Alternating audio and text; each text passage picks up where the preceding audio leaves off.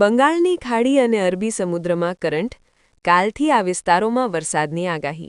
અરબી સમુદ્ર અને બંગાળની ખાડીમાં નવી 2 સિસ્ટમ જનરેટ થઈ રહી છે અને હિમાલયન રિજનમાં આવતીકાલ તથા તારીખ 16ના રોજ એમ ઉપરા-ઉપરી 2 વેસ્ટર્ન ડિસ્ટર્બન્સ આવી રહ્યા હોવાથી આવતીકાલથી દેશના અનેક રાજ્યોમાં વરસાદ માટેની ચેતવણી ઇન્ડિયન મેટ્રોલોજીકલ ડિપાર્ટમેન્ટ દ્વારા આપવામાં આવી છે.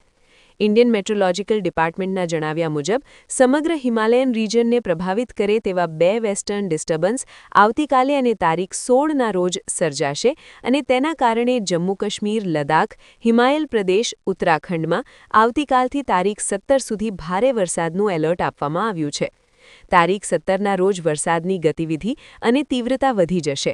આ ઉપરાંત પંજાબ, હરિયાણા, રાજસ્થાન, ઉત્તર પ્રદેશ અને ચંદીગઢમાં પણ તારીખ 16 તથા 17ના રોજ ભારે વરસાદનું એલર્ટ આપવામાં આવ્યું છે.